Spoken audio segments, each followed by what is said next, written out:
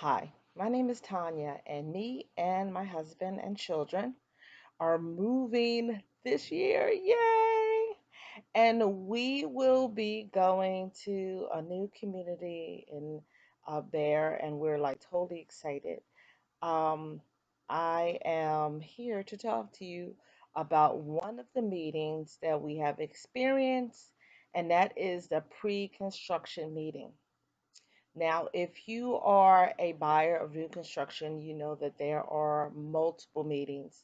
And this one I thought was totally important and that needed to be talked about. Now, when your sales rep for your new community calls you up and makes the appointment, there's going to be a couple people that are going to be in this meeting. The first person is going to be the construction manager or building manager.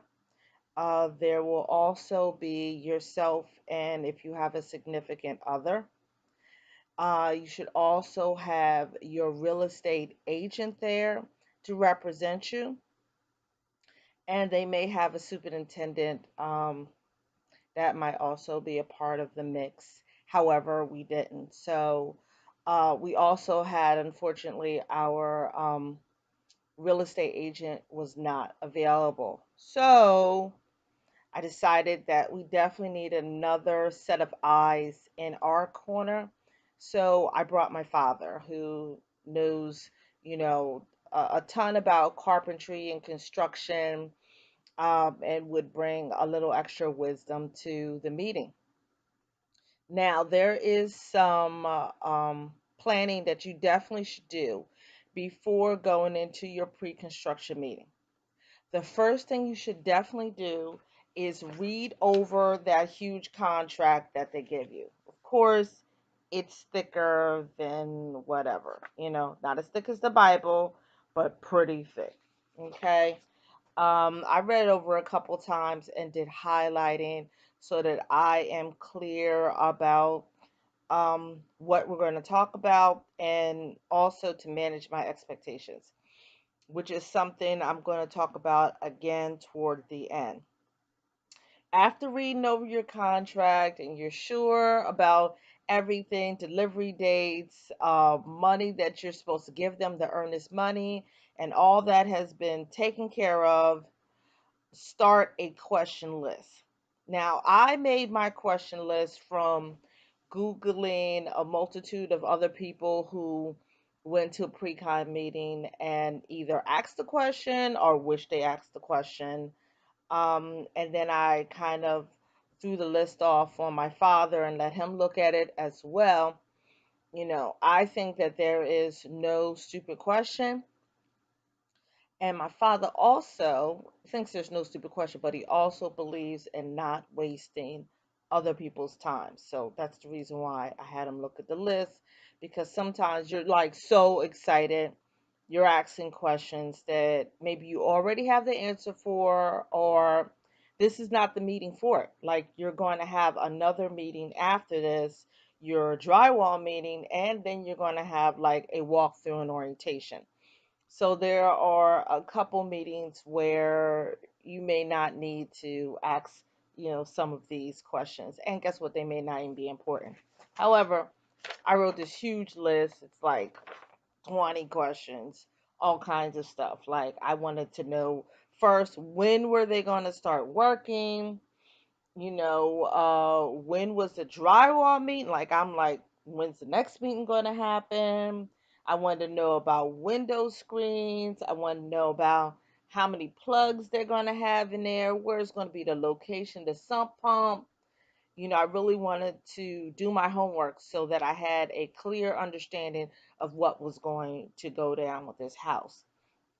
And plus, this was my opportunity to, ask some questions that maybe I had been asking before, but the sales rep didn't have the knowledge to answer. Like, what cubic feet should I have my refrigerator? Like that's important because a lot of times new construction does not come with a refrigerator. So you need to know so you don't end up buying some huge monster or some odd shaped thing that, is not going to fit in your place. So that's very, very important. Also, I would suggest that you bring your selection sheet, okay?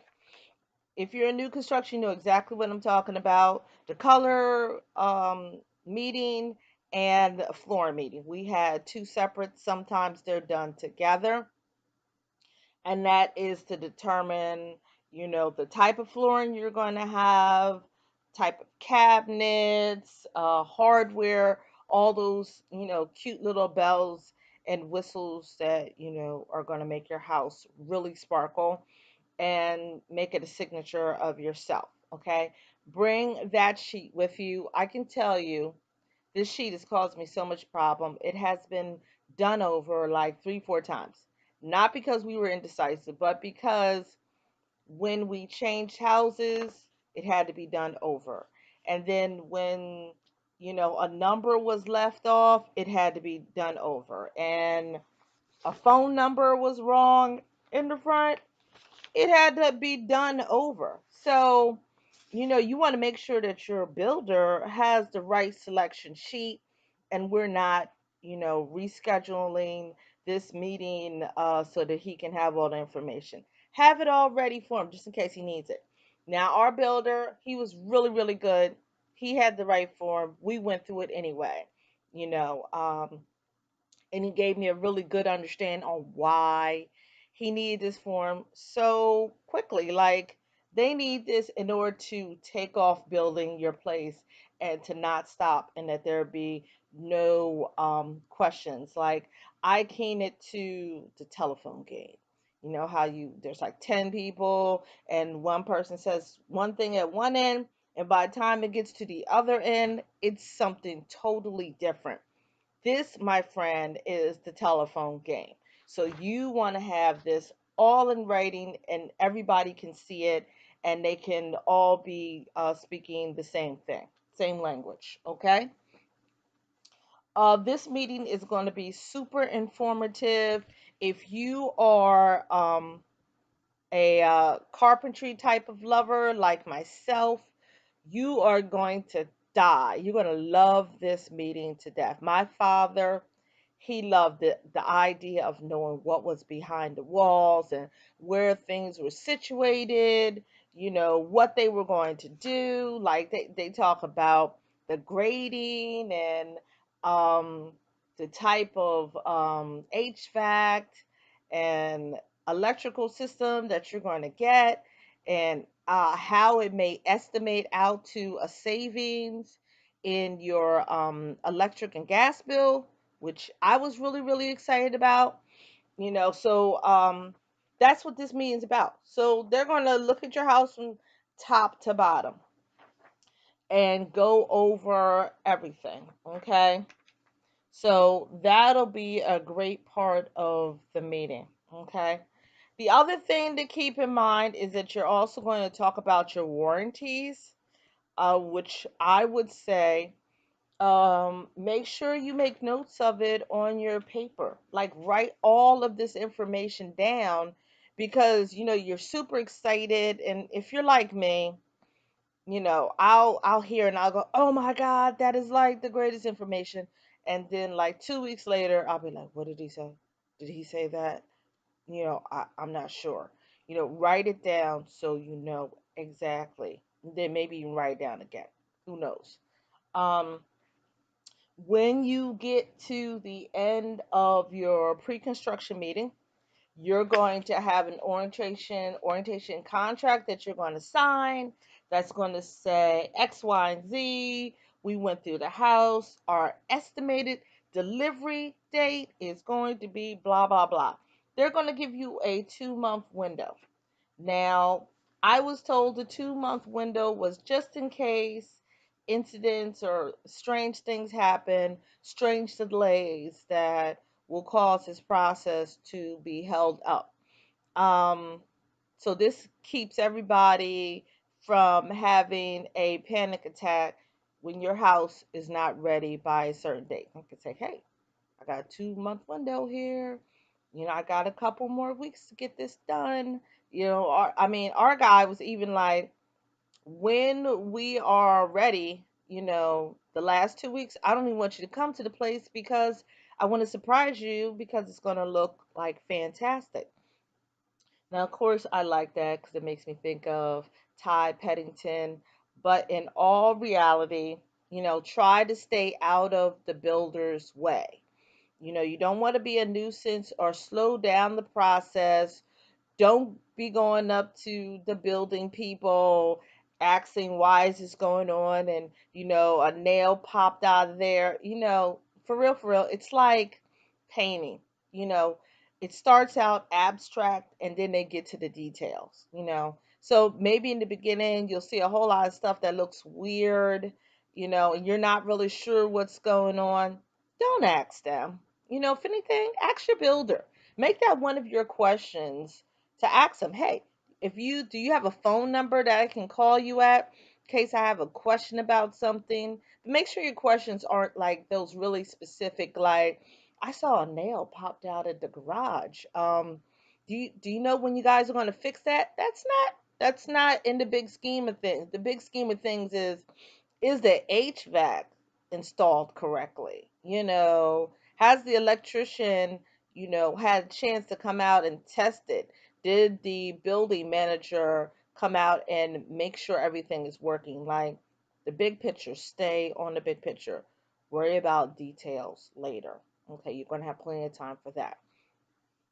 So after you get, of course, signing your contract, now you're pretty good to go. Okay. Now I know you're saying, Tanya, how come you didn't talk about the actual settlement? Because this is what it's about. That's what it was about for me too. I was like, when are we getting in? Okay. He told us from the door after he made his instructions, listen, um, this is probably going to be a while, a little longer than expected, because cabinets don't come in until October. Okay. And after cabinets come in, then, we're all downhill. I appreciate his honesty. I appreciate him saying that in the beginning because, that was in the forefront of my mind. Delivery closing date is pretty much the same thing. Settlement date is the one that is separate. So it's important to note that, he's going to finish up your house as quickly as possible, especially if it's a community. It's not in their best interest to take a very long time with your house because they have so many other houses and lots to get to. When somebody is delayed, it like holds up the whole show. So they're going to do their best to make sure everything is done in line. So the last thing I want to say is manage your expectations. I was like timing other houses. Like, I kept going. I'd go like maybe once a week, and I check out a house that I knew was being built, and I'd take pictures of it, and I'd go, look, honey, they built this house in 5 months. There's no way they're going to be taking all this time to build our place. And then our house was under roof. So, an under roof is kind of like a spec house, a house that is speculated upon. They believe that it will appeal to the masses, and it's half built. So it takes what? Half the amount of time. I was sure they were going to finish that house in 30 days.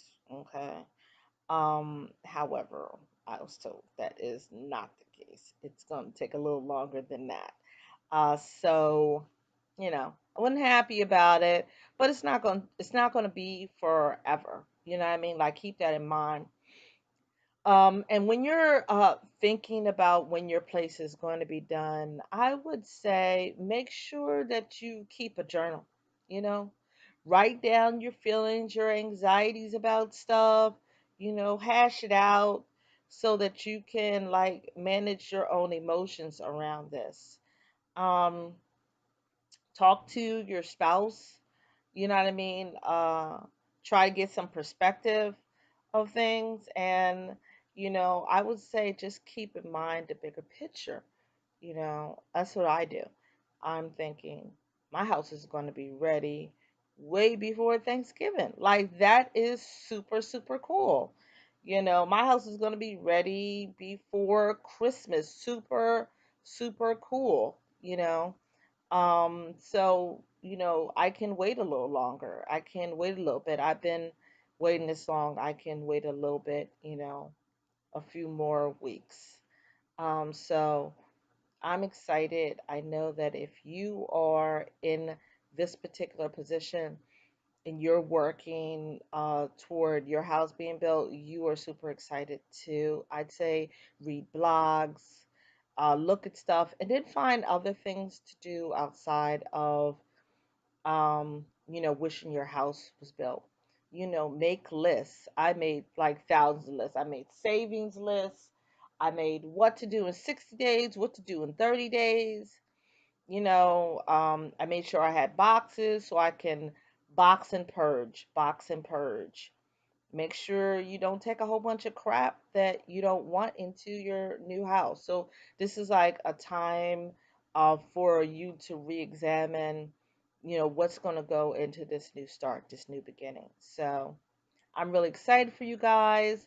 When I get to my pre-drywall meeting, I'll be doing another video talking about that process, and I'll be even more excited because I know that we will be really, really close. So, you know, thank you for listening to the video, and I'll talk with you later.